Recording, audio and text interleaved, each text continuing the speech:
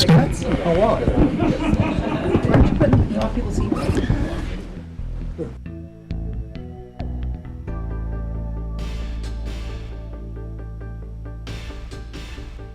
Yep. It's on.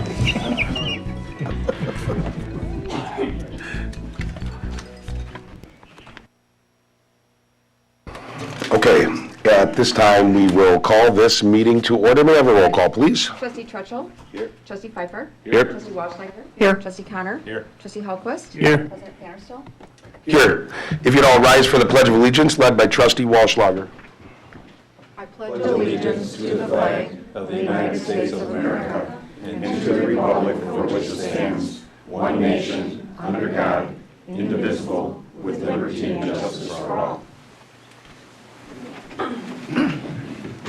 Okay, at this time, we have public comments. There is, just because there may be a lot of speakers, or that's anticipated, there's a sheet of paper up there that people can put their name and their address on it. It does help out the clerk if you could do that. But whoever would like to speak first, if anybody's going to speak, it just keeps on going. You don't necessarily have to form a line. I won't shut anything down early, but if anybody would like to speak in public comments, they can.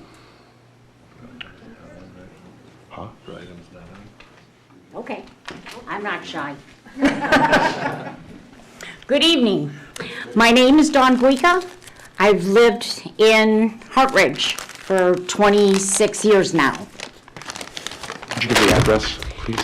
Just your 757, on this, sure. No, You just want it out say loud? it. Either or. 757 Windsor Circle, Thank you. Hartland, Wisconsin. Okay. Back in 1995, part of the charm of relocating to Heartland was the undeveloped spaces in Lake Country. With all the new developments in these last few years in our area, nature has been driven from their habitats and forced to adapt and relocate to areas where there are no new buildings being constructed. I can live with the additional raccoons, rabbits, cranes, and chipmunks. But I must bring up the topic of the increased deer population that is residing near my home. I've had a couple of sightings here and there, and no big deal, but it's become much more frequent. 3 years ago, we had a doe and 2 babies. Last year, it's 2 does, 2 yearlings, and 2 new babies. This year, that herd is up to 5, 6, 7, 8, and that doesn't even include the 2 bucks. There's a 6-point buck and an 8-point buck who lives in our subdivision. So that brings the herd up to 10. Our neighbors have also watched this increase. Our lilies, hostas, strawberries, shrubs, vegetable gardens have been destroyed in our yards. I shouldn't have to clean up their waste every week before I can mow my lawn. I shouldn't have to hose down my patio to sit out there and watch a sunset. I'm asking everyone to lobby the DNR to get these relocated to somewhere in Wisconsin where they can live and thrive, and I can have my backyard and my garden back. I have specimen plants that are no more. And these are big chunk, if you've done any landscaping, and these were mature. My Harry Lauder walking stick, when I bought it this big, 32 bucks. She was huge. She was gorgeous. She is gone. So please, can we do something about the deer?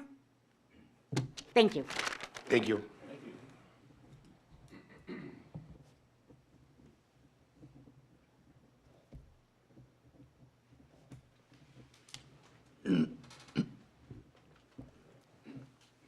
Oh, there is a pen up there. Okay.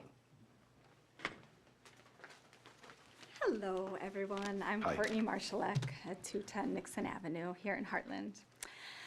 I'm here today to voice my opposition to the unfounded nomination of Joseph Harder as the district representative to the library board. Currently, the position is held by esteemed kindergarten teacher Michelle Plank. In her role on the library board, she fosters valuable connections between the schools and the library, including monthly visits to the library by Heartland North classes, giving information to school families on how to encourage early literacy by utilizing library resources, partnering with Mr. Peter to promote the library to young families, and countless other actions that strengthen the tie between our library and our schools, which in turn creates a stronger fabric to tie all of Heartland together.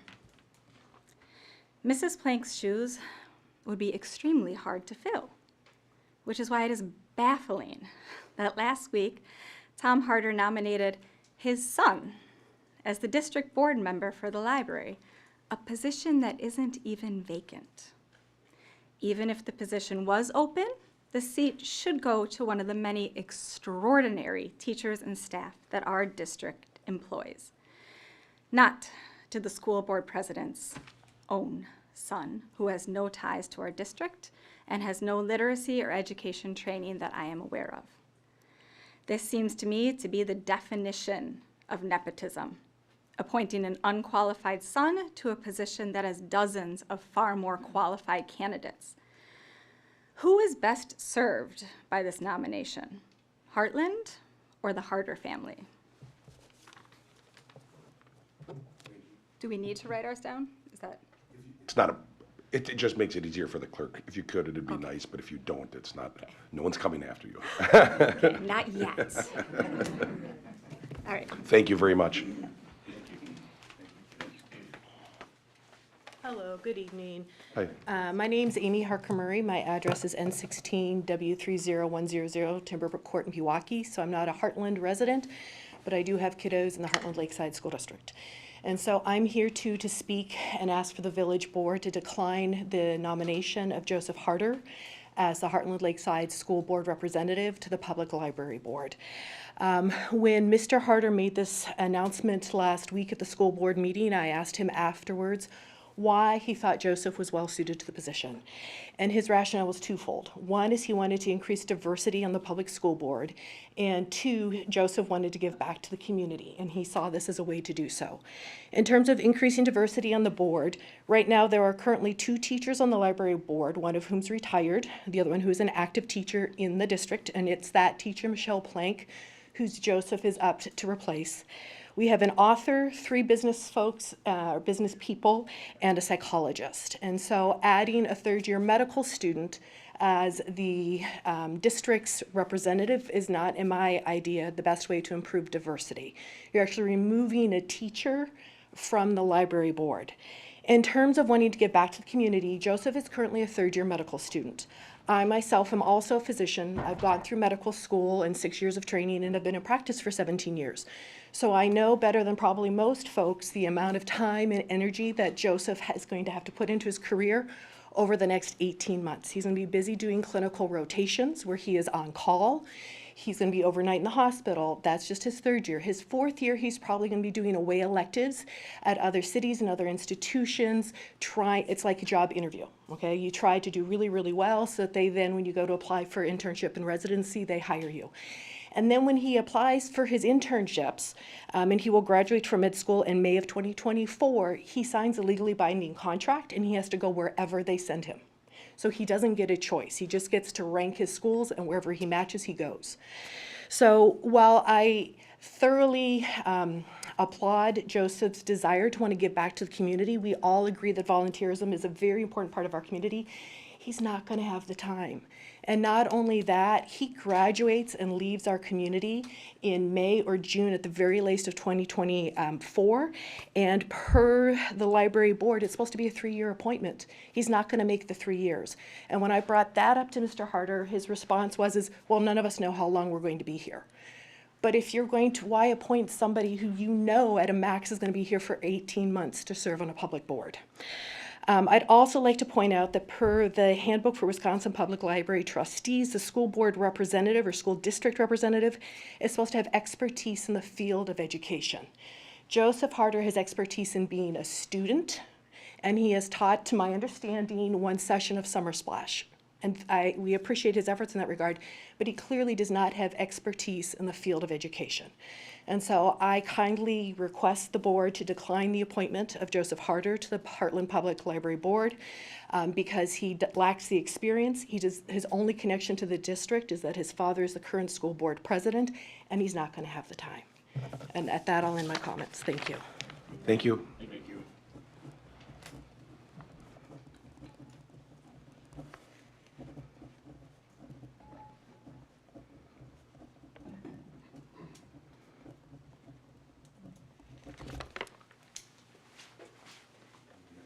Anybody else want to speak?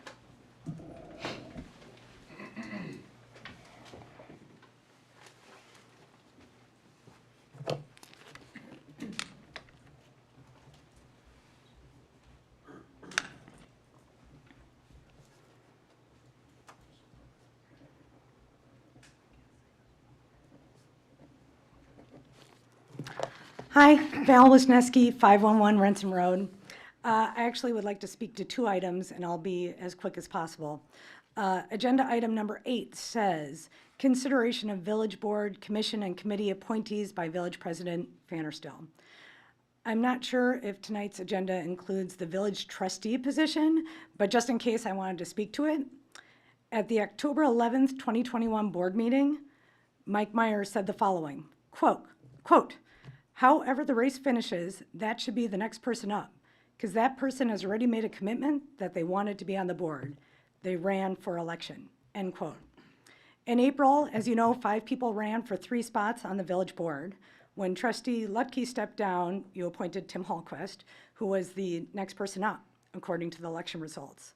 So if you continue to follow this precedent, the next person up should be Ann Grievenkamp, if you're considering people to be on the board, because she ran. Item number 2. For this, I'm not speaking just for myself, but I'm speaking for our community. As you've heard tonight, a week ago, Heartland Lakeside School District, the school district board meeting, school board president Tom Harder announced the recommendation of the school district position on the Heartland Public Library Board. This representative speaks for the school district on the library board. It is imperative that this appointee not only be familiar with the school district staff, teachers, students, families, and their many concerns and needs, but also have expertise in the field of education. This person acts as a liaison between the school district and the Heartland Public Library and must be able to facilitate that role. A strong appointee would be familiar with all aspects of our district, understand the challenges of our students, families, and teachers, and be able to provide suggestions that will strengthen the school district and the library's relationship. Instead of recommending somebody who fits this criteria, School Board President Tom Harder has selected his son, Joseph.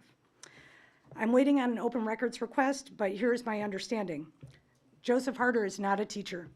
Per Wisconsin Department of Instruction, he does hold a 3-year short-term substitute license. This is not the same thing as a certified teacher's license. Joseph Harder has been a summer splash teacher, which is a fun summer program that the school district offers to families.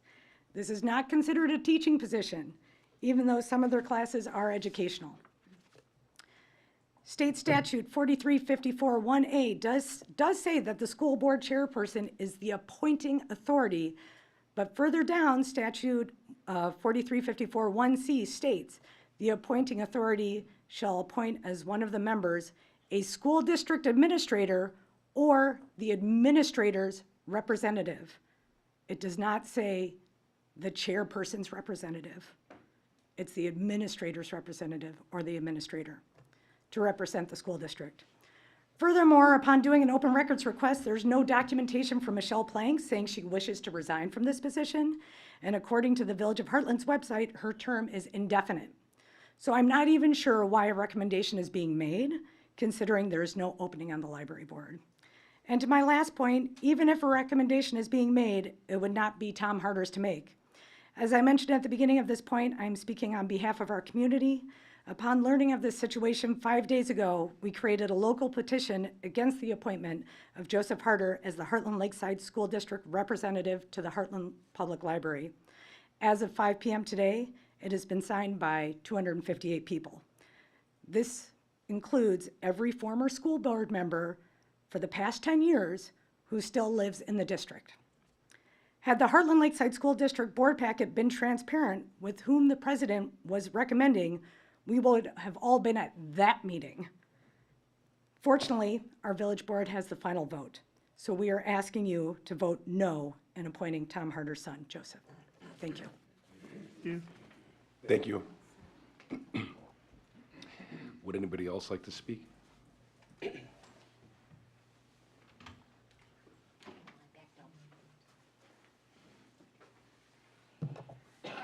Do my writing first.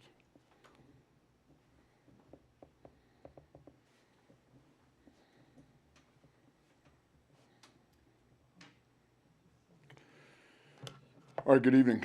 My name is Ken Patterson. I live at 108 Trails Edge Court in Heartland. I've been a resident in Heartland for 10 years.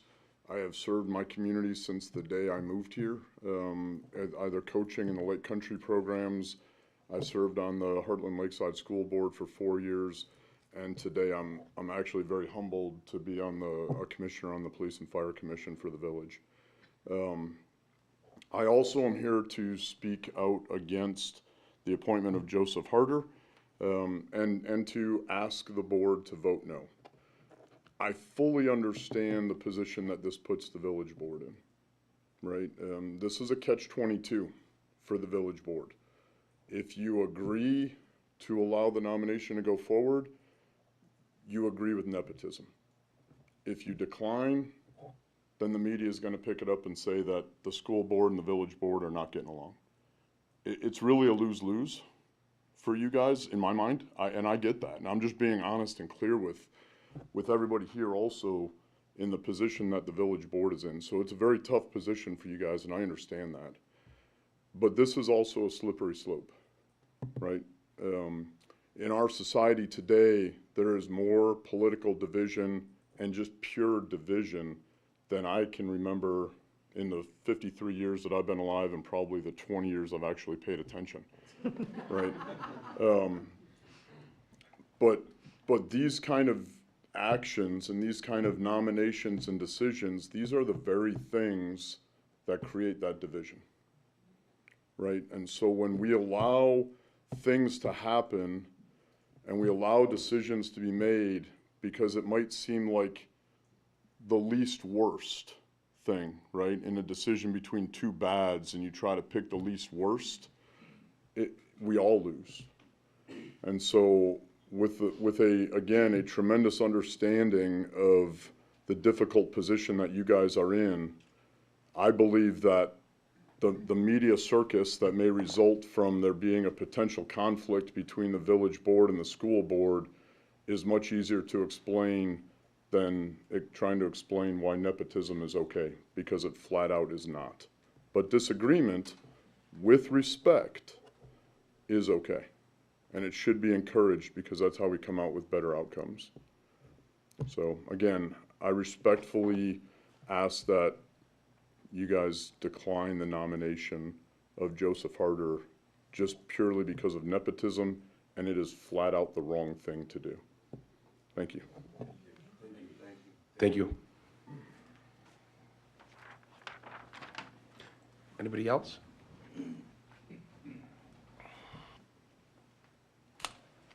My name's Todd Nelson. I live at W291 N3381 Summer Hill Road, technically a town of Delafield, but I do live in the Heartland Lakeside School District, and I'm here also to speak against Joseph Harder's nomination.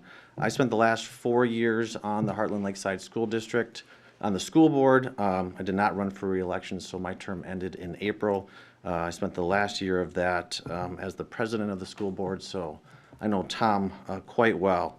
So when I heard that Tom had nominated his son, I was upset. I was disgusted. I thought it was quite shameful. But unfortunately, I was not surprised. It seemed to be the type of thing that Tom would do. I also have done an open records request. I have not gotten my responses yet.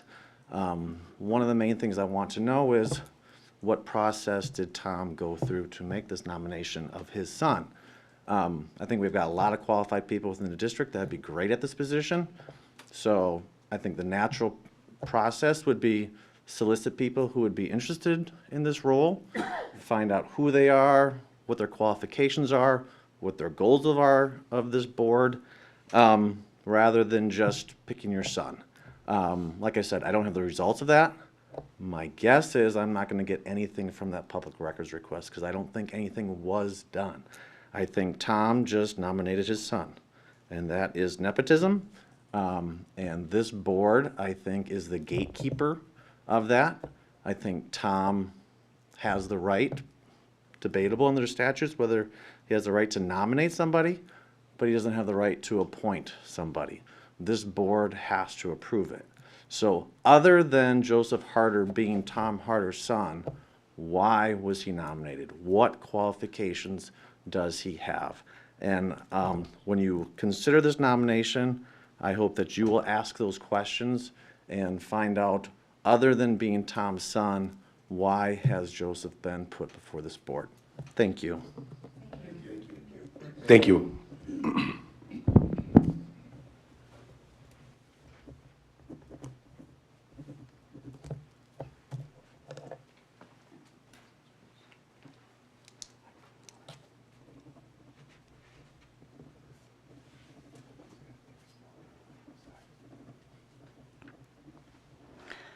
Hi, I'm Christina Calise. I live at 241 North Avenue. I'm also here to speak in opposition to the nomination of Joseph Harder to the library board.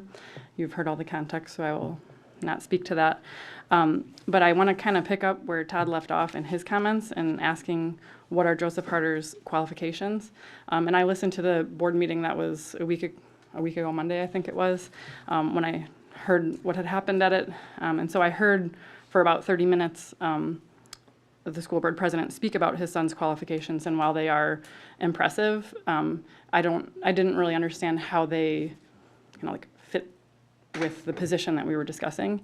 In fact, I think that I'm better qualified. I've been teaching for over 17 years in the Pewaukee School District. I just started teaching this year at Arrowhead. I've been an English teacher for 17 of those years. I've been a department chair, and I know that there's like a volunteer profile sheet that one fills out if one's interested in volunteering for a board. And I know that because I think it was 2017 or 2018, I volunteered as a member of the Ice Age Trail Community Committee, so I know how that goes. I did reach out and email the school board president to ask how he made this decision. That was before I figured out how to watch the video, so I think I got my answer in the video, but didn't hear back personally. But I guess I feel like though I am better qualified as a teacher, as a coach, I volunteer with my son's 5K cross-country program that meets 6 times or whatever. I wouldn't even support my own nomination just because I'm not a member of the district. And I think that would make more sense.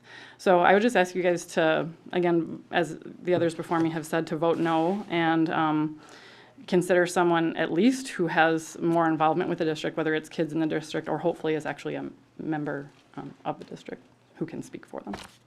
Thank you. Thank you.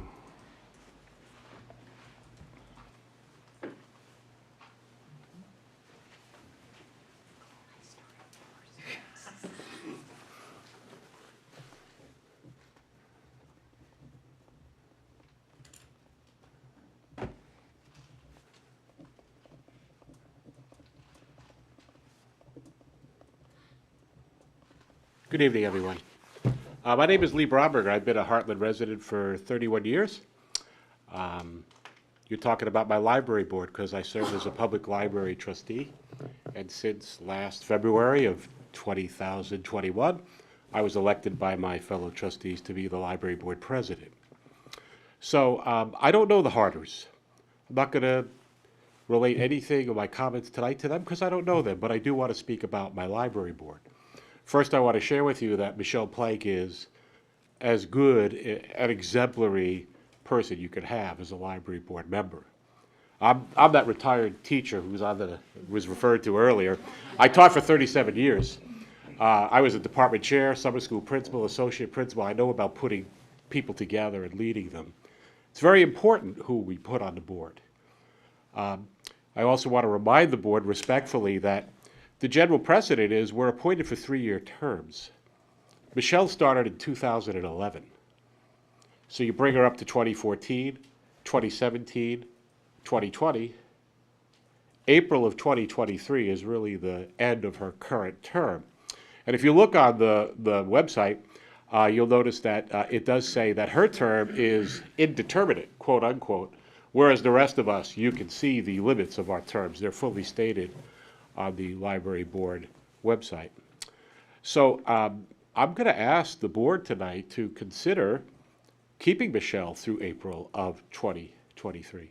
I don't understand why there's a need to remove her now. It really disrupts some sense of continuity that we have. We have goals. We have a library board mission we try to follow. We've taken the time in the last year to bring up all our policies to standard. We spend every month looking at another chapter in the library board trustee guidebook. We take our positions very seriously. We're very dedicated people. We believe in the public library system. We love the Heartland Public Library. We want to keep it that way, folks. And I don't think it's good to disrupt the flow, if you will, of appointments or the tenure of terms till they're done. And so it does concern me that we're setting a precedent here in which there is instability. Who wants to serve, volunteer, knowing that at any particular time, for any possible whim or reason, their term can be revoked? We need to be better than that. We have to be better than that if we want to maintain the standards that we have. And we have high standards. I don't hear many complaints about the Heartland Public Library, and I don't think you do either. That's because we have a very dedicated staff. We have a school board that, a library board that listens very closely to the staff. I'm in that library 2-3 times a week. I talk to everybody. Talk to the patrons. I was an English teacher. Libraries are very important to me, and I know they're important to many of the people in this community, and they're important to you too. So I ask that you take a kind of a wide range look at what you're asked to do, and that you consider what's not just in the best interest of any individual, but really in the community, and really in the public library system and what we have here in Heartland. It's very good, if not excellent, and I think we all need to strive to keep it that way. And I worry about decisions that are made that may not be the most representative or best in focus, and how that long term is going to handicap what we try to do to serve our community. And I'll just tell you that, to me, if you're looking to move into community, besides looking at schools, you ought to look at the library and see what kind of a library a community supports. I think that says a lot about the community in which one may choose to live. And I don't think we should take that for granted. So thanks for listening, and I appreciate your comments and my concerns as the president of the Heartland Library Trustees. Thank you. Thank you.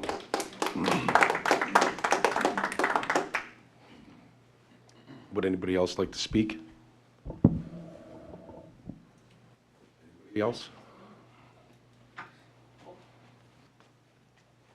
Do I write my name here? Is that how that works? If you could. Yeah.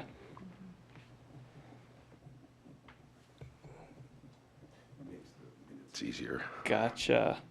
So my name is Alan Stouffer. I live on 705 Renton Road, right down here in Heartland. I've never been to one of these board meetings. I've never seen any of your faces before. I honestly don't know who's on the current board right now, so I'm just being honest with y'all. But what I do have is 4 kids in the school district, and I want what's best for them. I know that, I'm sure that the people who are on the board now were picked very thoughtfully and are great people, and I fully trust, my kids to this school district. And it's doing great so far. I love the school district. I think it's great, and I hope that it continues to be great. And, I work a lot. I've got a couple jobs that I hold down to keep things, going at the household and stuff. And so I don't get super active in these things, but I did decide to come down for this because when I heard about the nomination of somebody who doesn't go to my kid's school, who doesn't have a background in education, who might not even be around for the full term, I just thought, well, that doesn't seem right. So I just wanted to come represent all the people who aren't on school boards or aren't teachers, who aren't, I'm just like a guy. I'm trying to work hard. I'm trying to do my thing. And, I just really care about my kids, and I hope that they have the best school board. So whatever choice gives my kids the best school, that's what I ask that you do. Thank you. Thank you.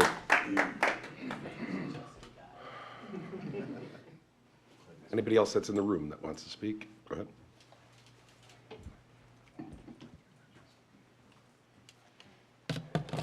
Good evening. I'm Tom Harder, the infamous board president of Heartland Lakeside School District. My address is West 286, North 3103, Lakeside Road, Pewaukee, Wisconsin 53072. I also reside in the town of Delafield, and I've been a 24-year resident of the Heartland Lakeside School District, And of those 24 years, have served 11 years on the Heartland Lakeside School Board. And as of this past April, I have been your board president. In a discussion the last couple of months with your board president, Jeff Vanderstill, it came to both of our attentions that we have a representative on the library board, Michelle Plank. Her name's already been mentioned, so I'm not going to break any confidentiality or anything like that, who apparently was, and I think it's good to know that what I'm going to be talking about, and I think one of the previous people that spoke did make proper reference to state statute 43.54. So in that statute, there's some perhaps uncertainty about using the words refer, appoint, things like that. So try to please keep that in mind as we discuss. The statute is fairly specific that one of the appointments it comes from the local school board president. So I realize that may not be exactly correct, but that's what the statute states. So the essence of that is the school board president would pick somebody who's qualified. We can go back and decide whether or not that person's qualified or not. There's been some discussion about whether or not Joseph Harder, my son, is in fact qualified. I believe so, and I'm not going to defend anything like that. I believe so. I am not going to go into a long discussion about Joseph's credentials. As Dr. Harker Murray has mentioned, he is a third-year medical student. He has been an excellent source of information to help me, help our board. He served as a citizen medical representative to Nancy Nicolay, who called together a forum, tried to get information as to how we should best progress through the COVID years, which was difficult on everybody. So he has given back that way. Joseph has also served on the Arrowhead High School Principals Cabinet to interview prospective new replacement principals. That was a very high honor. Only a couple of students at Arrowhead have that honor. He graduated with honors from Arrowhead. He was readily accepted at UW-Madison. In there, he served, and this is part of his board experience also, he served on the Pre-Med Honor Society Executive Board to help guide other young people, other young students at the university to choose how to proceed with a career in medicine in a whole variety of different areas. So he does have experience. Lastly, he and his brother, much to his father's chagrin sometimes, have extensive travel experience. The lighthearted part of that is that nationally, he's visited every state in the contiguous 48. He's done that by pulling out the back seat of his little four-door sedan, replaced it with his baby crib mattress, and he's visited all 48 states. Okay, so he's also traveled internationally and brings a lot of multicultural experience, different religions, different whatever. Okay, I'm just telling you he's got a wide variety. So that all said, I think it's important to realize that the Heartland Lakeside School District, Library Board is a 7-person board. 4 appointees are made by the board president of the village. 2 appointees are made by the Wallschlager County Executive. 1 appointee is made by the Heartland Lakeside School District, no other school district. So it's an honor. I take that seriously. What's unfortunate is that there's been a lot of confusion, very poor records as far as how long Michelle has been on that library board. Normally, there should be a reappointment every 3 years. That doesn't show up anywhere. She may or may not be serving at this point legitimately, so I would caution that as a consideration. And that's why we're having this discussion tonight, is to make this up to date so that you as a village board, you as a library board realize that that appointment needs to be either replaced or brought up to date. The other thing that concerns me significantly is both Val Wisniewski, and I did say at our board meeting last Monday, both Val Wisniewski, Todd Nelson, our former board presidents, they should have been aware of this rather than just coming to your board and saying, well, this, that, and the other thing. So it's not my intent here to blame anybody, but to let you know that this is a problem that's been going on, and it's not anybody's particular fault, but it should have been found out.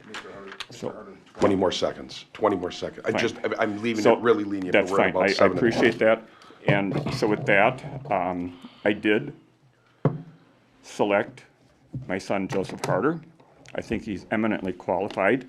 10 more, Tom. And I mentioned that at our last board meeting as a matter of being transparent, and that has been transmitted to our president here and to you as a board to make a final decision on, and I would appreciate your support. Thank you very much. Thank you.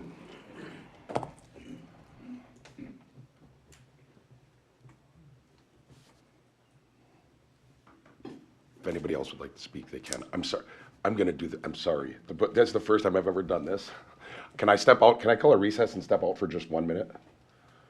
I need to drink water.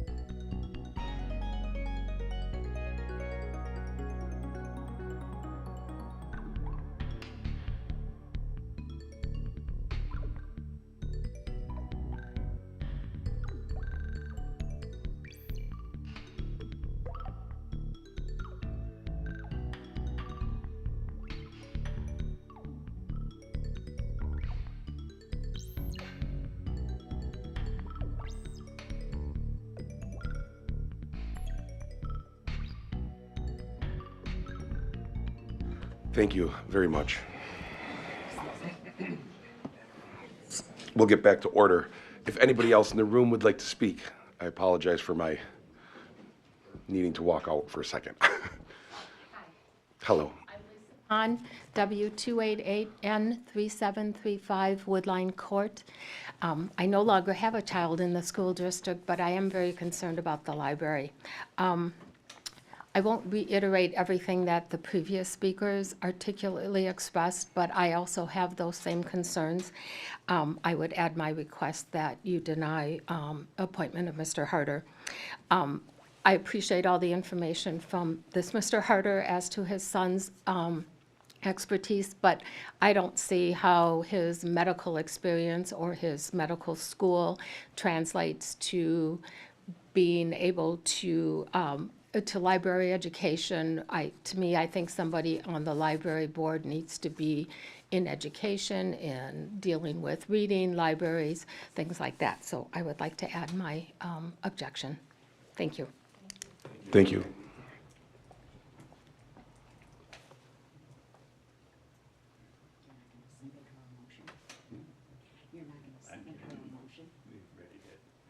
Want to speak?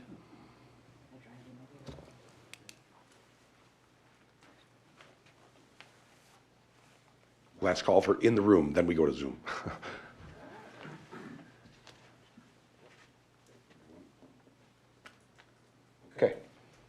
have on Zoom for public comments? Anybody on Zoom that would like to speak in public comments? Last call for public comments from Zoom.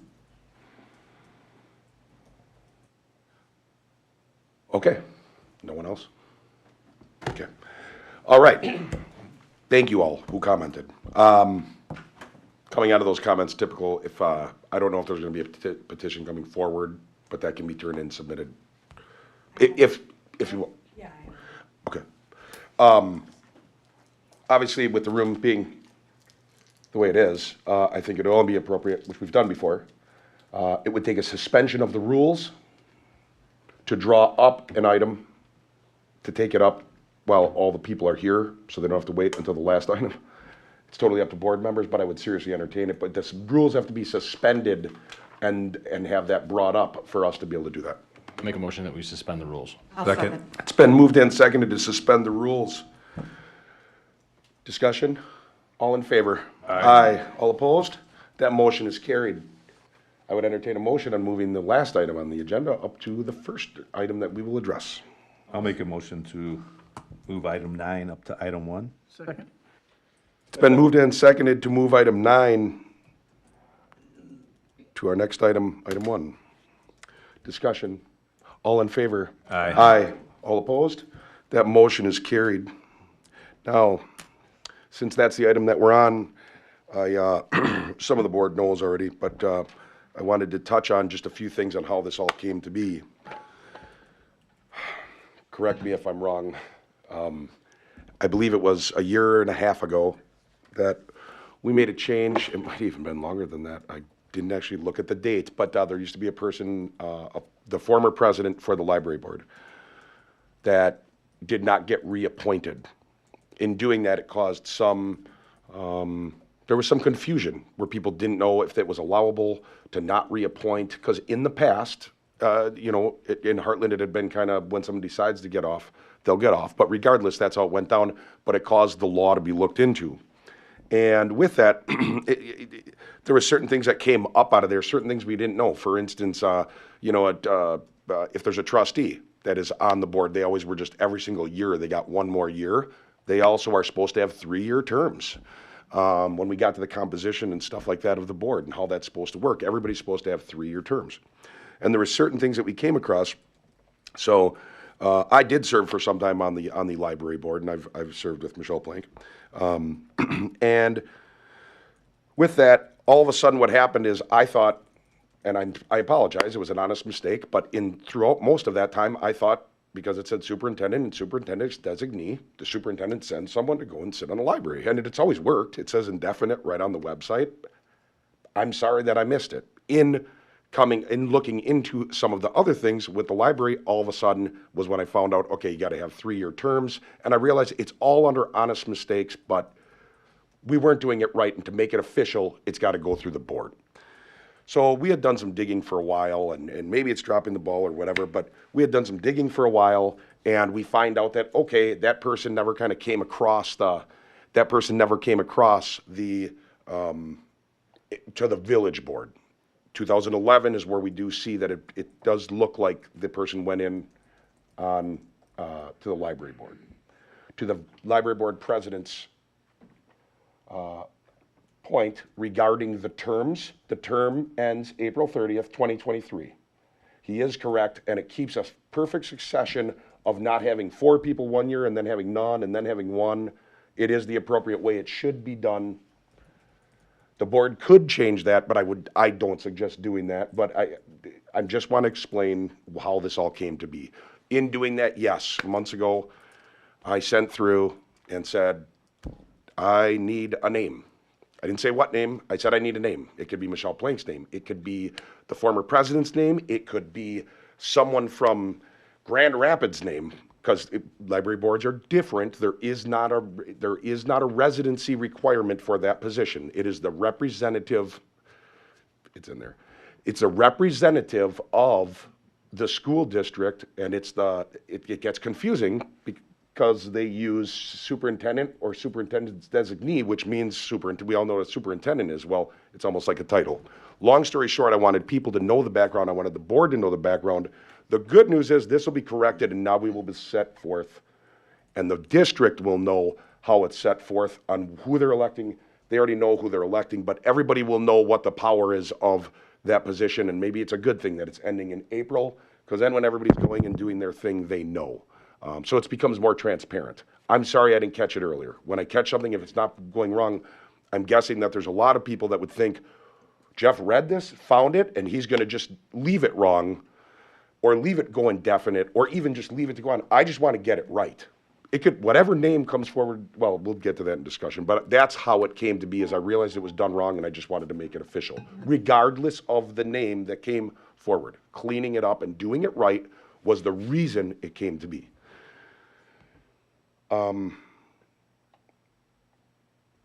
We don't have a motion on the floor. I just wanted to explain that to everybody, but we don't have a motion, so I don't want to go into any opinions. I wanted people to know why it came up, and I did. It was some time ago that I, reached out, and then as more and more time was passing, it had to be like, okay, we got to get a name because we're going to be at the next election cycle before we have that name. So, if we want to talk before a motion, we can, but I don't. It's up to you guys on whether, we do have the right to do that. I think that, I don't think it's my opinion. I don't think that it's the village board. We're here in case something's wrong or illegal. The state statute, I did run it by legal. I would love it. Some people are like, no, you're the president, you're the appointing authority. I'm really not.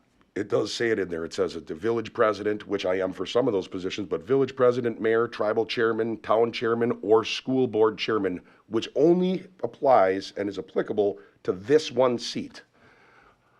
I don't feel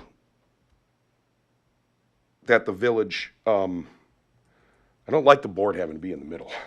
We'll be in the middle on our boards and on our issues, but it's like we would just approve, we would approve things, but I think there's other people there's other board members, I'm sure, that want to weigh in on their thoughts for the community. I see some people shaking your head, and I don't think you're realizing, it sounds like this school needs to figure it out, is what I'm actually getting to. It sounds like the school needs to figure it out.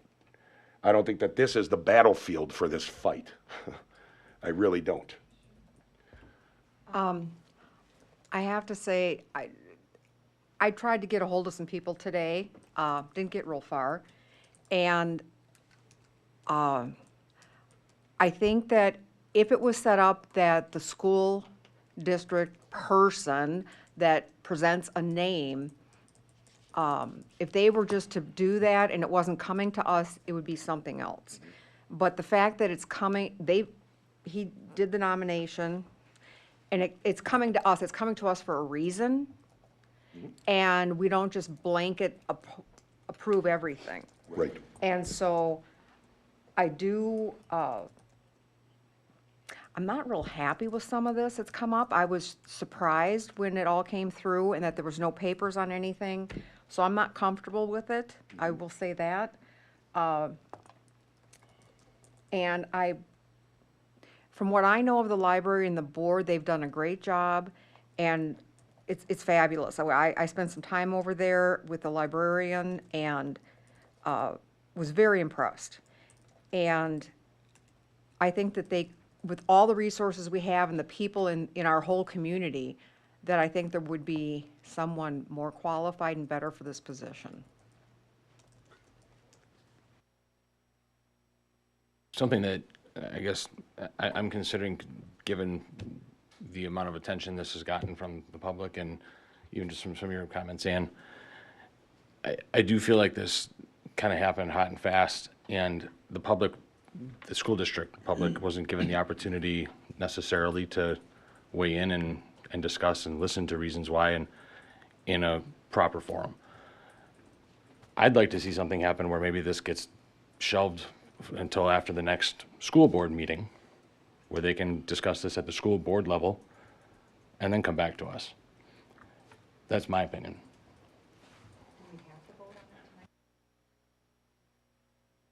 We don't have to, no. I mean, we can vote on it. We could vote to approve, vote to deny. vote to table, votes to postpone. Okay. We can, yeah, no.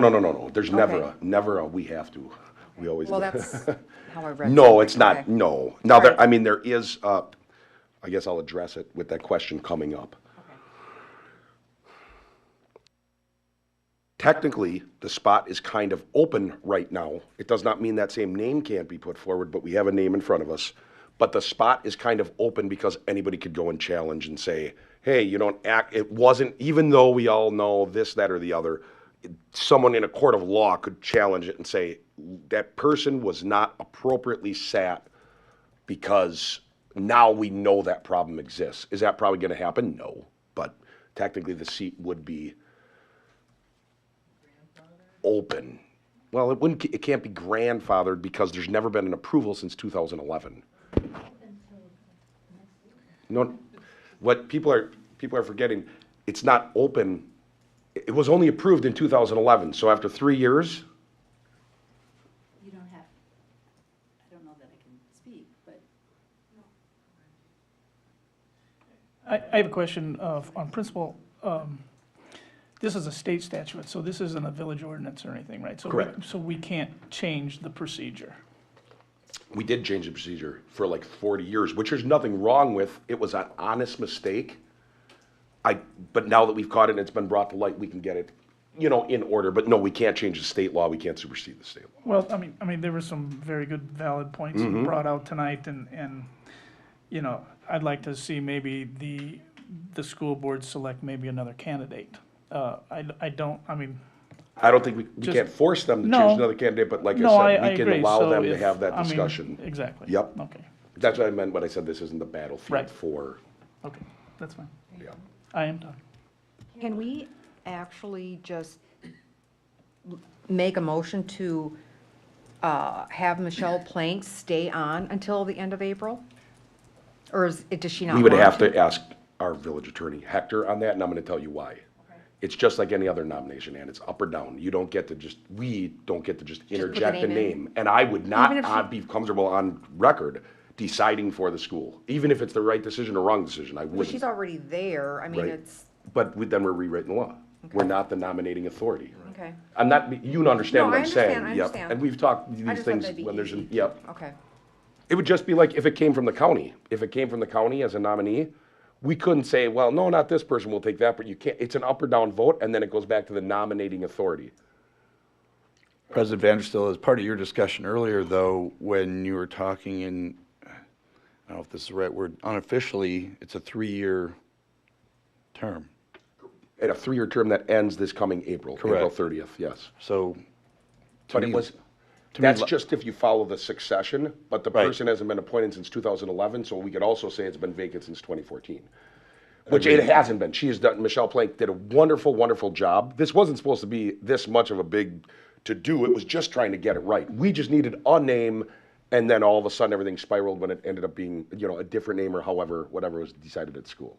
Yeah, agreed. And, I think with the 3-year succession, I think that it does have some logical merit to have her term out until April of next year. But she's not in. A person could say, we want to get it legal. Right. So then we would have her name and we would put it on, but then the nominating authority has to send her name. Do you see what I'm saying? Yeah. It should happen back there, if that's making any sense. Technicality is what it is. It is. It's an honest mistake and it's a We can't vote technicality. somebody in that's not been approved to begin. Exactly. Okay, so this all came about because the president of the school board found out that maybe she hasn't been appointed again legally, and I so- contacted so and they said, I went need ahead a and- name. so I they need a name. Okay. Assumed it might be hers. I need a name so that we can just make it legal. Make it official, yep. Okay. Even if it's another teacher or administrator or whoever, we needed a name. Just one quick question on that. Didn't the board inherently give the approval to her by not voting somebody else in? Because The board inherently would give her approval on their own if we did it now because we know about it. That's where the honest mistake comes in. But you can correct it right now. by That's what we're trying to do, giving but we her can't approval. say her name because we aren't the nominating authority. But But we can't do this. Tom Harder would have Okay. We can't do I'd- this. I would like to make a motion May I do Okay? that? Anybody that wants to make a motion can make a motion. I'd like to make a motion to deny the person that has been nominated by the Heartland Lakeside School Board President for the library, do I say his name? You can say his name, you can say school board president, you can say it however you want.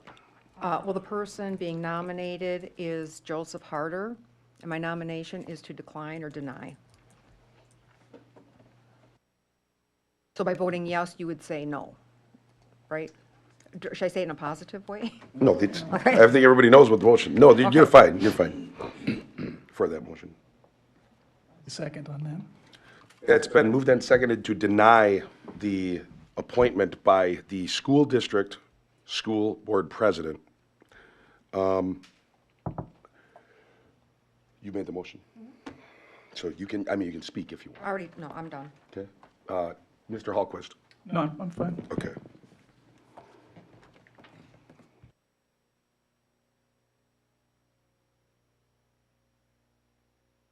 For myself, I would say that I would rather see that fight happen there. I think that we're going to set a precedent. I'm not saying I agree or disagree with anything. I think we're going to set a precedent because now if we go forward with this, anytime we don't agree with some type of a nomination, it's all based on opinion. And here's what I'm saying for Joseph Harder, who isn't here right now. If we just decide this every time, it's going to come down to opinion. I think that this should go back to the school. That's my opinion, I'm just saying. I think it should go back to the school so they can have a month to talk about it, so the constituents can go to the school board and say, hey, what's going on here? And I'm not saying you're wrong, I'm just saying that's what I think, as opposed to the denial. I think it should be there that fight happens. But then doesn't it automatically go back to them to renominate somebody? But it does. And by But- not denying it, you're basically saying you don't feel he's qualified. Wrong. Isn't that in your prerogative? I would like to make a note that I have not received anything on this nomination, nothing that's on him as far as his background, other than what was stated here tonight by his father and the citizens. I don't have anything in writing or have talked to this man, and consequently, that's why I came up with my motion also. Yep. No, I hear what you're saying. I think it's the wrong place to do it. I tend to agree that I feel that, and maybe this is the way that happens, I feel like this is a discussion that needs to take place at the school board at that level. It's, to your point, we don't know anything about it. I'm in favor of sending it back to the school board. I am as well. And I think a good, long discussion by them should be had, because I don't think we should be in this position. To have to stop, you know what I mean? We shouldn't. Yeah, this really was sprung on us with very little. But now we're in a situation, and I don't want to seem like I'm directing too much, but, it's got to be very quick, because this is, it's not. Respect, the- this is not a school board advancement to your board. This is, and it's spelled out in the statute, this is a board president referral to your board.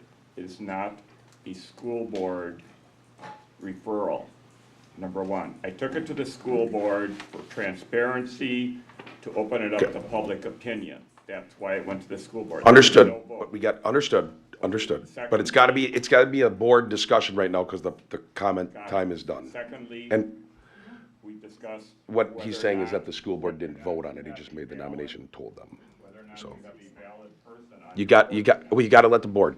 As long as we're giving. No, we aren't. I will state that it says, and I said this in my public comments, that the appointing authority appoints the school district administrator or the administrator's representative. So the school board president, according to the state statute, can appoint the administrator or the administrator's representative, not appoint the person himself. It's up to you guys on how you want to do this. We do have a motion on the floor, though. I agree with sending it back, and I think that stuff, like the statement right there, should be talked about at that level, and let's have that conversation. That's what I think, as opposed to denying and saying to someone, that's just me. And I agree, I don't know that we should deny it. we should send it back, let them digest it and come back to us. I also think, because I want to make sure we do this right from now on, that we can have more time talking to legal. I did talk to legal, but maybe I can get some more answers from Hector Delamora as our attorney, but get some more clarity so that we have this all set for the future. Because it is a confusing one, the way DPI has some instructions written, and then you got the state law, and you read them both, and you're like, how come they're missing? Were they talking to each other when and they weren't, you know, but. Why, if we vote no, just for this one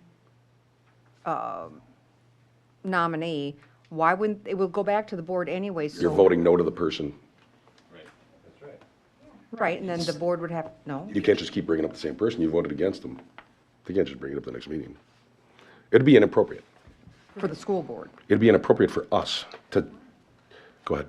As the president stated, though, he's the one that makes the selection. It doesn't, even if he goes back to the school board, they don't have any say. He's the one that picks, so Because the public is saying they didn't have time The to public address will it have with an the school opportunity. board, the elected representatives that they chose to be leading the school. And those people are in touch with the teachers a lot more than we are. Well, I mean, I didn't know anything about this until I read an email this morning at 9:30 or whatever time it was. So, I mean, I didn't know that this was even up, so, you know, that's why I'm just saying no. Or I think it goes back to the school board, and We can take the vote. I mean, we have to take the vote. We got a motion on the floor, so we can vote. I'm just saying that I think it should go back. And then if they want to bring it back up, then at least people have been notified. But I don't want to be in a position where nominating authorities that are all of a sudden based on opinion. It's just like a no. So, the first, when I call the question, a yes vote is to deny the nomination. A no vote does not mean a motion can't be made again, but it does mean that we still have something to take care of here. A yes vote would mean it just denies what's the word? Yes, the nomination. Can I ask a question? Yes. And this is probably a question for Ann. Would you be willing, or could we look to amend your motion to table it until the next meeting, so that we aren't saying no to a? I don't think so. Okay. Could amend the motion, but I think we got to give a month to make sure that the school board can meet. That's what I'd like to see. At least a month. Have the school Because board the have an school board opportunity has to to hear meet. this. I want the school And so that board- people can talk to them. I want the That's school what I think. board to have to deal with the decisions that are made by the school board president, not the village board. That's what I would mean. If it was voted no, other motions can be made. If we vote it down, or it can be amended. Without permission, someone can make an amendment, and then the whole motion gets amended. That can be done, but. Table's a month. It goes back to them. We can still vote no in a month, but that gives them the opportunity to meet with the school board and answer questions there. It gives us an opportunity to talk to legal. Because It puts us in a position where the proper people have 25 people standing in front of them. Yeah. But if we send it back, that's what I mean. If we send it back, for a month, more people are gonna be aware of it, but it's still gonna come back in the same form that it is now. There's nothing gonna change. Just more people opposing it. Right, So save yourself some time. yeah. That's why I wanna get clarification, because I don't know the school board system, but if it goes back from what I'm understanding, and Mr. Harder is the authority right there, they can talk for 6 months and he can still say, this is my nominee, and it's gonna come back to us 6 months from now. So we'll be in the paper as the village of Heartland stops. I don't care what the paper says. I do, just because it just looks bad. It looks bad. We should work together as opposed to against each other.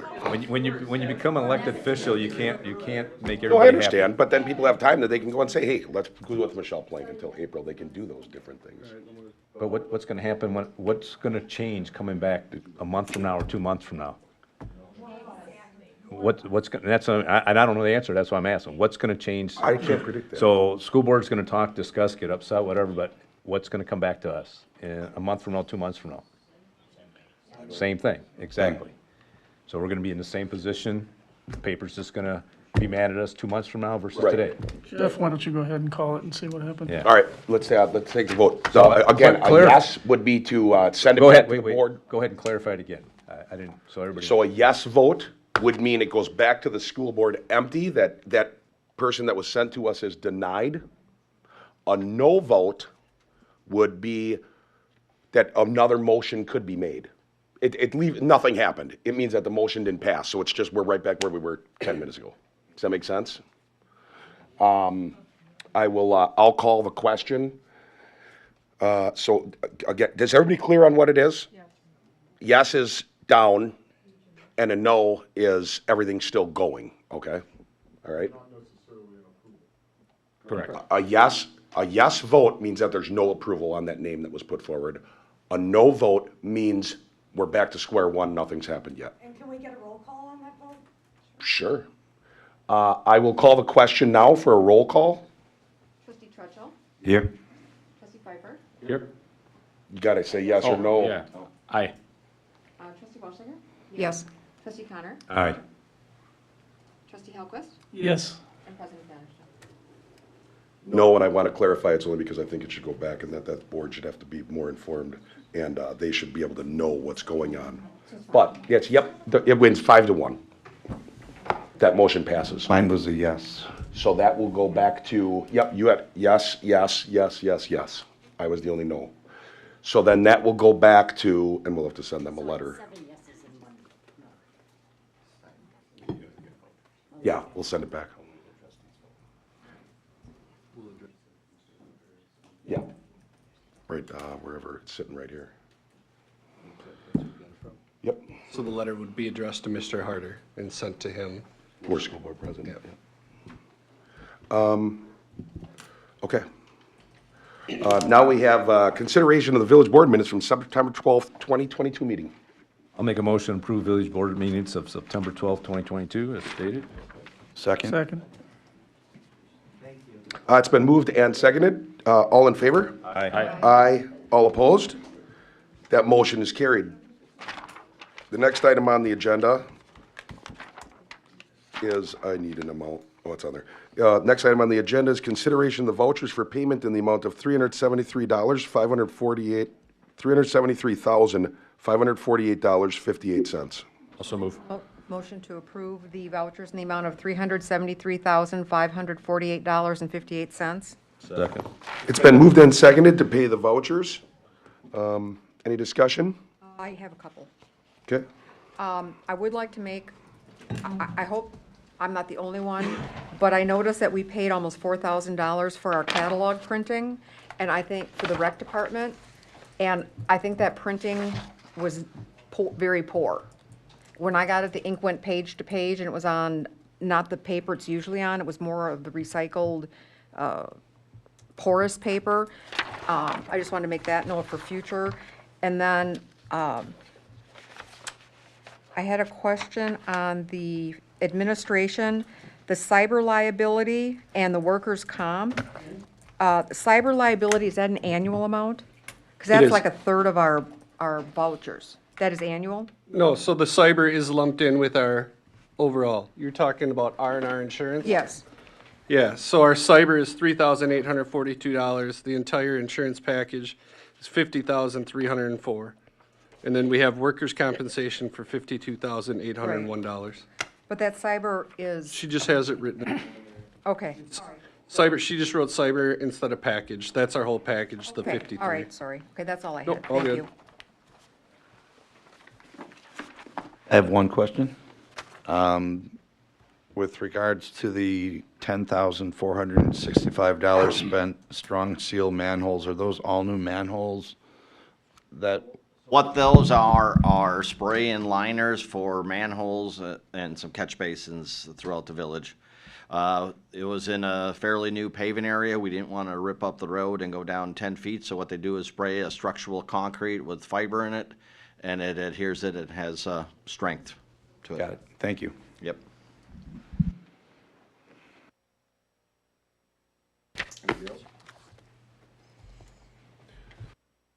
All in favor? Aye. All opposed? That motion is carried. The next item we have is actions related to licenses and permits for Juliana Hitchcock and Sarah Hoft.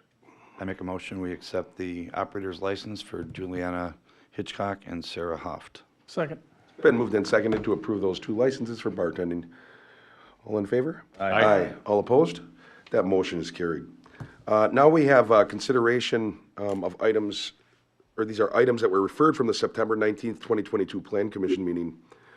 Consideration of a first reading of a bill for an ordinance number 09262022, an ordinance to amend Chapter 46 of the Village of Heartland Municipal Code pertaining to zoning ordinances.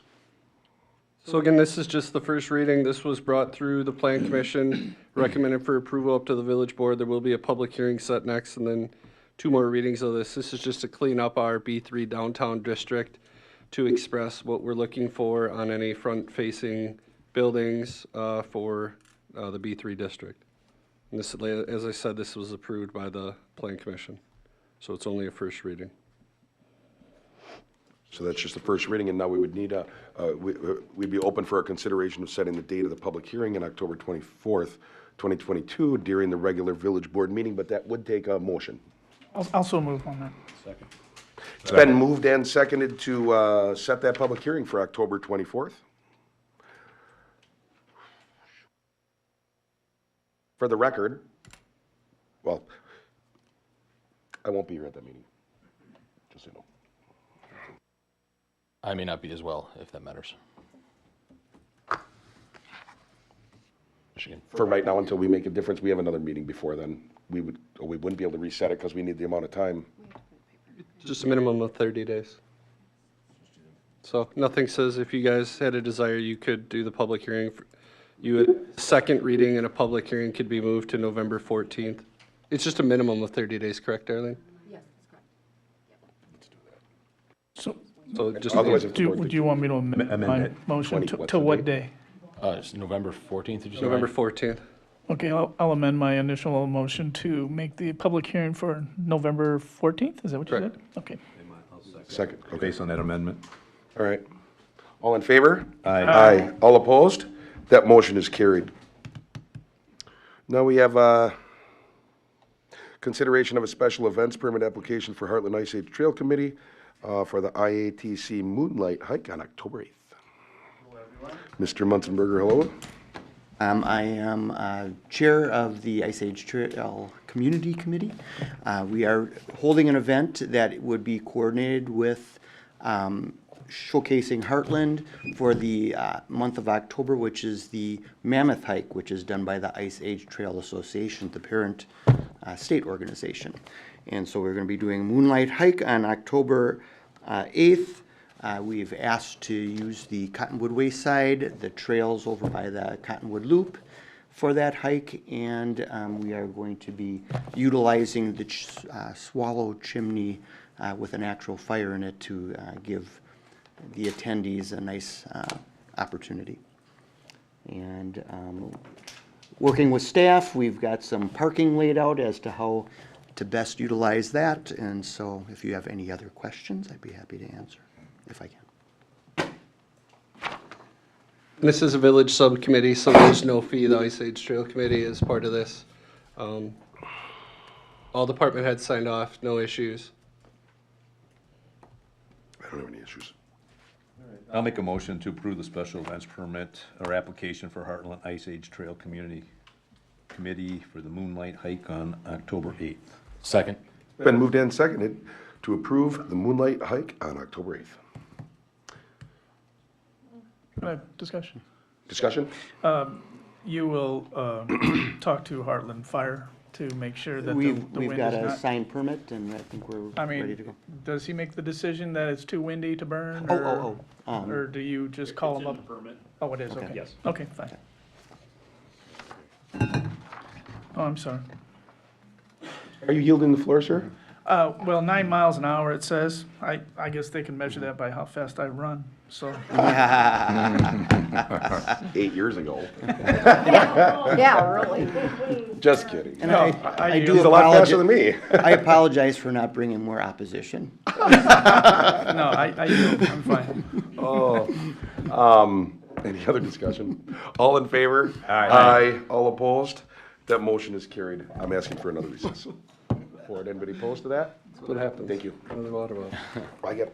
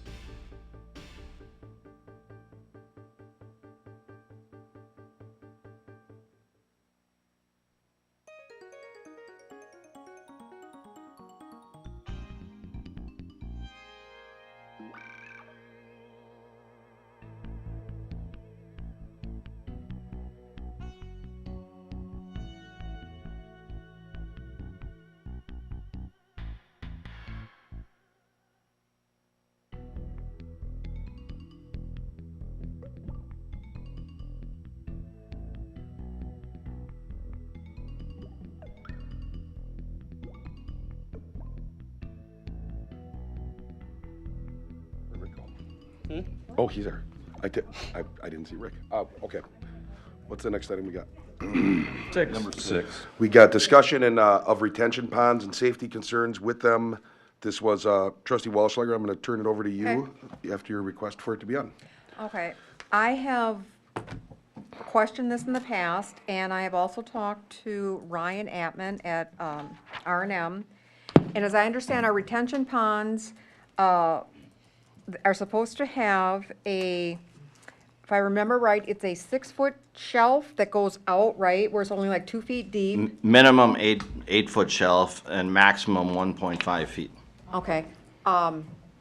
They don't work like that, really. I looked at the one at St. Charles before we had the rain, and I didn't see that built in there. So there's different. There's a infiltration and a retention. That's an infiltration pond. The wet ponds or the detention ponds are the ones that have to have the safety shelves. Well, as I said in my memo, I understand there's wet and dry, and I maybe didn't use the right term, but children are naturally curious, and I know by us, our ponds in Mary Hill, and I believe we have 11, I could be wrong, I think we have 11, they are surrounded by swampy ground, and then you go into the water. The ground is soft and mushy, and it's like quicksand. And I understand we talked about the Nixon Park, the pond and the river. I'm not talking about things that are naturally made. I'm talking about the man-made things that we're making all these subdivisions put in. I think that the water will draw children, and I just think if I have to put a fence around my pool the second I have water in it, I think there's something we can do, even if it's just to put up a 2.5-foot fence that will deter a child long enough that maybe somebody can catch them or find them, or I'm very concerned. I believe it's a state law that says you have to have the fence up, isn't it, around a pool? Around a swimming pool, Yes. yes, because swimming pools are, you come off the concrete, it's straight down. There's no safety ledge. So your analogy of a swimming pool would be like a wet pond. So our wet ponds do have a safety shelf. Like I state, they are minimum of 8 feet long and a maximum of 1.5 feet in depth. So that gives, knock on wood, the person opportunity to get up out of there. If it's a swimming pool, you don't have that opportunity. It's straight down to either 6 or 8 feet. Like ours, which are full of water all the time, it's all muck and swamp around it. And you can't even get up to the water without getting sucked into muck. That was really bad wording, I'm sorry. I apologize. I have to come up with some better words. That was my concern. I just wanted to make sure that we're addressing it. I think in the past, back long years ago, they used to just build big ditches along the road for the water to go by the houses and that. I know we don't do that in the PUDs, and, I mean, we can't. So these ponds are, through the Planning Commission and through the DNR and our MS4 permit, we have to build ponds. It's the size of the pond is determined by the acreage of the parcel and the amount of hard surface there is. Okay. So the reason why we don't want to put it just ditches, because everything will run right to the rivers, right? So all of our ditches and storm drains eventually go to the river.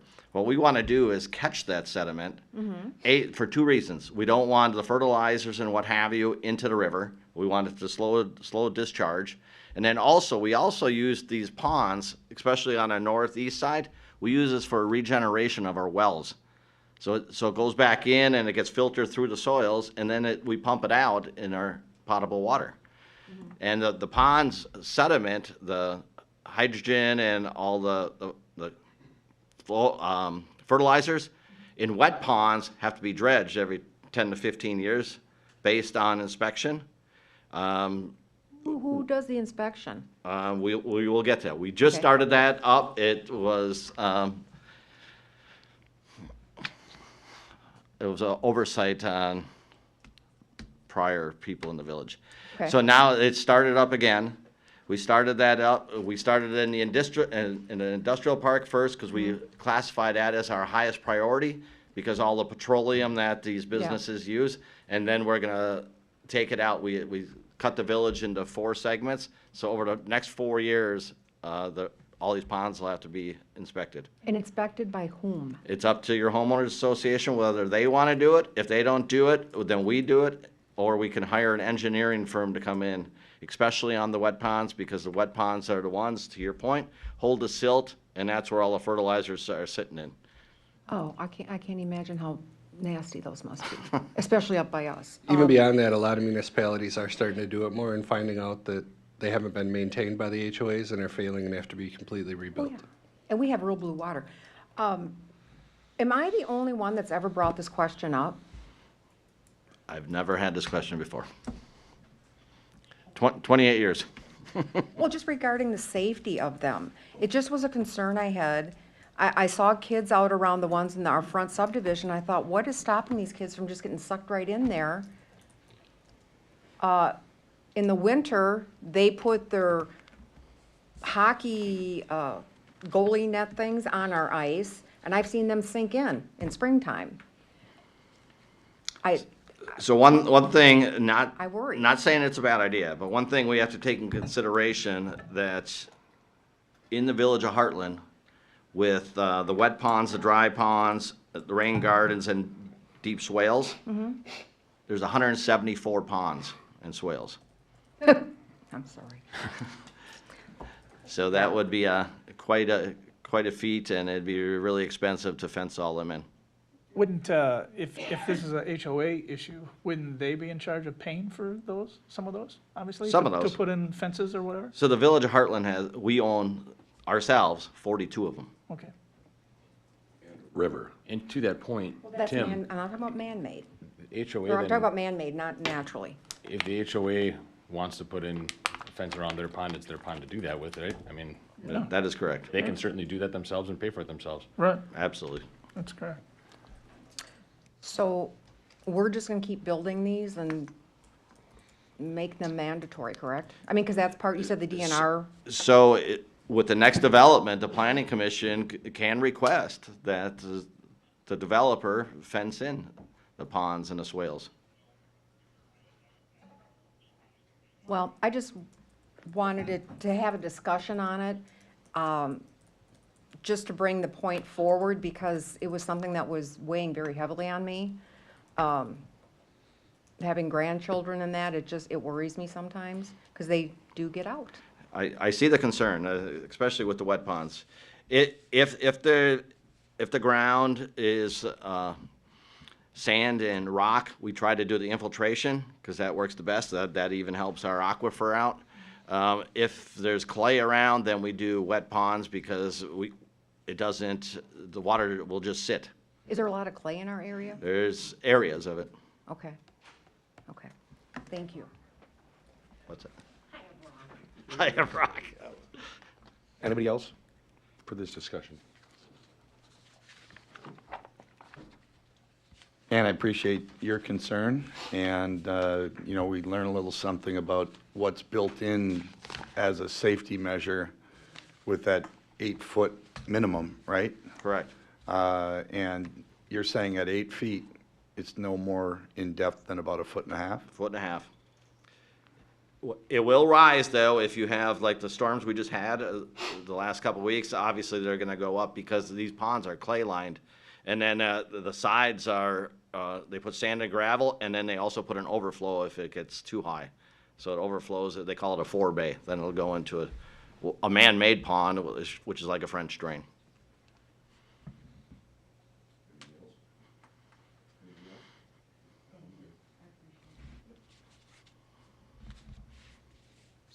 All right. The next item we have is discussion and consideration related to the Heartbrook Park pedestrian bridge. Right. So every 2 years, the village of Heartland has to inspect our, every bridge that goes over the Bark River. So whether it's a vehicle or pedestrian bridges. 2 years ago, we had the Heartbrook Bridge. It was inspected. They said it was marginal at best, that if we redeck it, they should get 2 to 3 years out of it. This year was our 2 year again. An engineer came out, and in his report, which I attached and then on page 3 of his report, he deemed this bridge needs to be shut down immediately. They said the bridge is in severe condition, the structural elements under the deck have significant deterioration, the floor beams are non-existent. So if you look at some of these pictures, you could literally put your fist through part of the beams that hold up the bridge, and they recommend the bridge should be closed immediately. So the problem with this is we are gonna budget for it in the next borrowing cycle. The engineer states that we need to shut it down immediately, so the DPW shut it down as of May. This bridge was originally built in the 1980s, so it's 37 years old. The problem with this is to replace this bridge is $205,000. This is a notable bridge. People from Lake Country Meadow, Hilliger Farms utilize this to get to Arrowhead High School.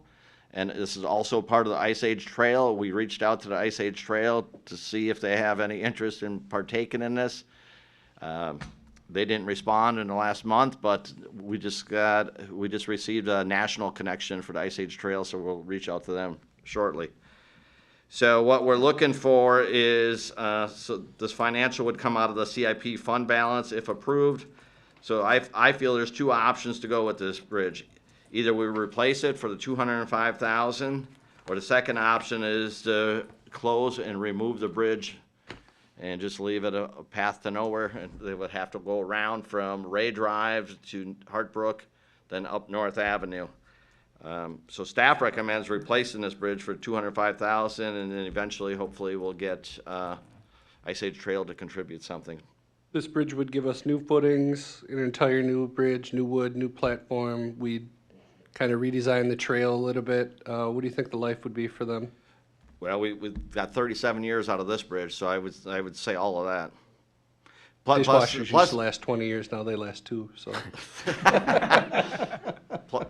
Plus that bridge, the existing bridge is not ADA compliant, because we didn't have to comply by that back then, but now we do, so that's what makes this bridge. We have to extend this bridge, and then we have to reduce some of the path. That's what built into this cost. Do we have, or would we be able to get everything right away, or is there a backlog on supplies to make it? So if we okay this through this process and the budget hearings coming up, if we order it immediately, the soonest they could get this bridge made and set would be next March or April. Well, you guys have done a lot of work on the west side of that bridge, right, the Correct. river? And so I'd hate to see, I mean, if you take that bridge away, then all that was pretty much for naught. So, I mean, I would like to see that. Yeah, having a young family and using that park often, our kids are on the other side of that bridge often, and it's a fun place for them to go explore and walk that trail. And I know that we're not the only family that enjoys it. I certainly would like to see that bridge replaced as well. So I'll make a motion. I'll make a motion that we replace the bridge for the $205,000. Second. It's been moved and seconded to replace the Heartbrook Park pedestrian bridge and do all the updates for ADA and mandatory requirements that are now in place. Discussion. Anything from you? Anything? I'd say just keep us updated on the national ice age. I shall. At least 50%. Kids are using it to get from that subdivision to school without walking all the way around the poor dears. Yeah, I don't think they have a lot of extra money. We have her address, right? I'll reach out to them. Regarding that bridge, how much of the cost is the bridge? Sorry, I didn't email this question, but estimate. I think the bridge was 47,000, and then. So all the rest of it's a labor and everything else, footings? It's DNR permitting, it's soil boring. So we are doing a test? Yeah, you Because have we've done to. it, okay. You have Well, to. I remember when we ran into that, at Riverwalk, they ran into that. They're like, no soil test, we'll just throw it in. And then I was like, oh, it's good. Man, it's gonna sink. Oh, go figure. Right. So then they ended up going deeper, but. Good.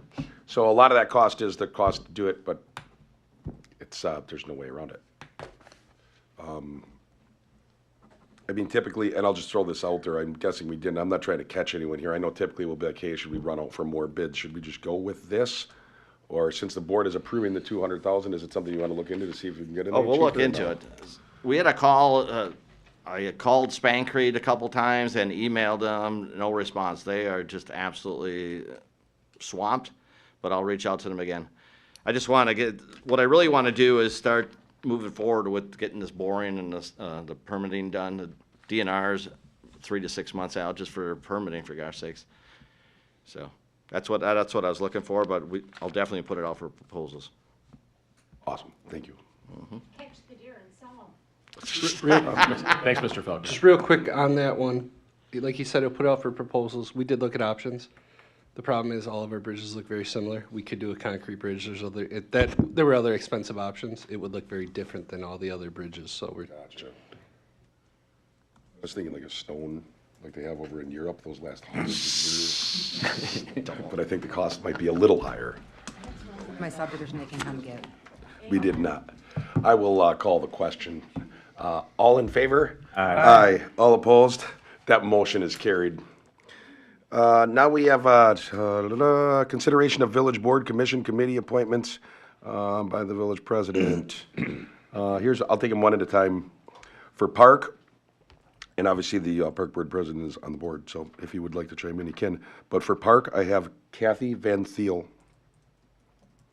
I nominate Kathy Van Thiel to take the open place on the park board.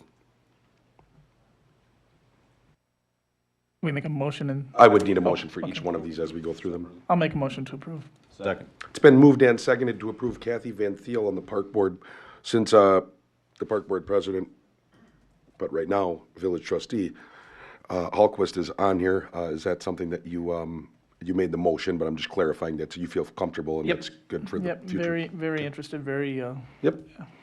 Good. All right, any other discussion? All in favor? Aye. All opposed? That motion is carried. From the village of Heartland to the Delhart Board, to replace the late Michael Myers' seat, will be trustee Wallschlager. Motion that we approve trustee Wallschlager to Delhart. Second. It's been moved and seconded to approve trustee Wallschlager to take the space of Mike Myers on Delhart.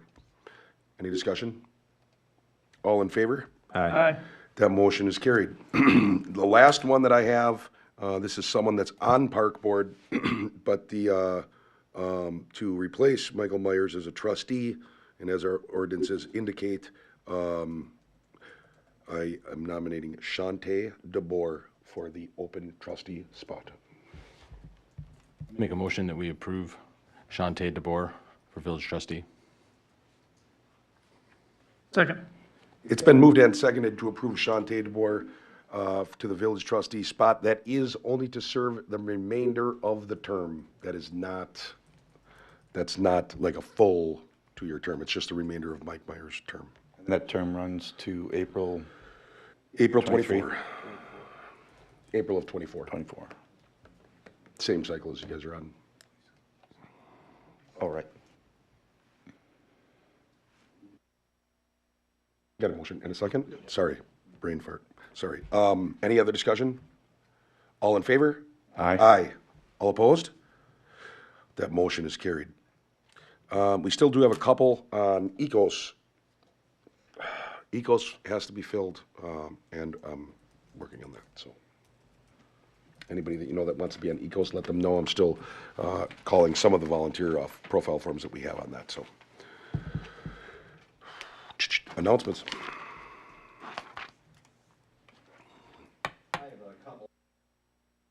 Informational one, we drained Coventry Water Tower today. We have to do the 10-year inspection. That will take place tomorrow. Engineering firm comes in to inspect it. They check all the welds, and then it'll get filled. We do 2 back T samples to get it back online 24 hours apart to make sure the water's safe. So that is taking place. We received a call from a lady who was looking for her mother's 1.5-year-old sister that died in 18 1870 something. She said she checked every cemetery in Waukesha County, and then she reached out to us. She gave us some numbers which didn't make sense to us. We always have a hyphen or a letter in all of our cemetery plot numbers. So what we did is we took them numbers and just walked around to all these numbers, and we actually found the gravesite. So it was pretty phenomenal. She was really excited. So she came in from Dousman, gave us hugs, and she said that she's been looking for her mom's sister since 1978, and we found her. That's awesome. outstanding. Nice work. Yeah. Chief? All right, fire department news. October 8th is our pancake breakfast. We'll be serving pancakes from 7 to 12. Flight for Life demo will be there. Dousman Transport doing a bus safety demonstration. We'll have raffle baskets from our weekend cruise. We'll Survive Alive tours and water spraying for the younger kids. We're also holding Incident Command 300 class, same one that Manager Bailey's going to this week. 3 Saturdays in October, and then in March, the follow-up class, which is the Incident Command 400. That'll be on 2 Saturdays in March. Our hose testing, our annual hose testing, which was put off because the company that was doing it had their trailer and truck stolen, is happening on Wednesday the 28th. They test all 10,000 feet of our hose. So, fire department news. Thanks, Chief. Thanks, Chief. Good evening. I just wanted to update on our request for proposal for that building needs analysis. That was due today at 3 o'clock. I received a total of 4 different architectural firms that submitted. 3 of them came in today, so I've not had a chance to even really look at them at all. Even one of them I haven't even opened. But one did come in last week, so I had a chance to look at that. But we have 4 definitely reputable architectural firms that will be looking at that and then bringing that information here to the village board to make a decision on how we want to move forward with that in the near future. And then last week, we also sent 2 of our police officers to CIT training, which stands for Crisis Intervention Training. It's something in Waukesha County that we put on with our Health and Human Services to provide mental health training. And it's something I support very much for our people and our response to anyone going through a mental health crisis. It's great training, and it's great networking and partnership with that Health and Human Service staff. That's all I got. Thanks, Chief.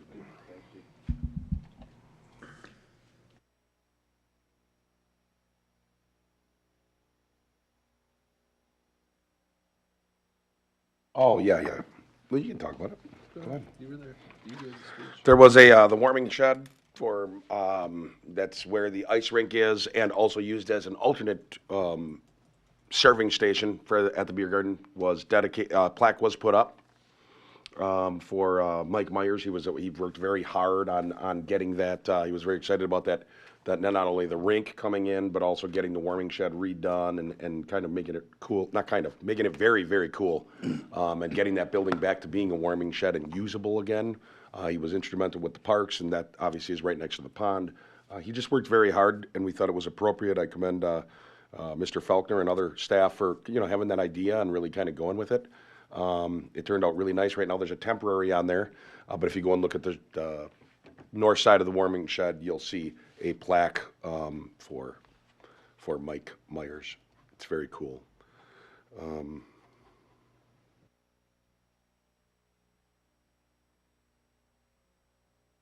Holiday train is coming in person. Outstanding. So we're getting back on track. We're slowly climbing out of COVID, and I think that the caboose of the train called COVID is almost here. But the holiday train will be coming back, so that's exciting. No date. We'll have that out as soon as we get it and we're able to release it. I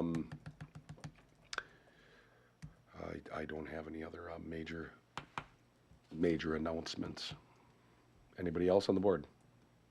I'd like to just remind everyone in the village, when they're stopping at stop signs, to take a good hard look.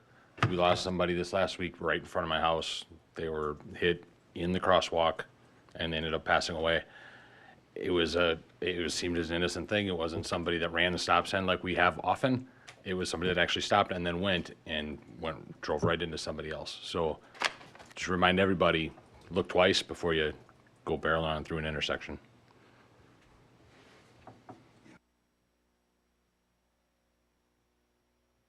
Dutchell, you got anything?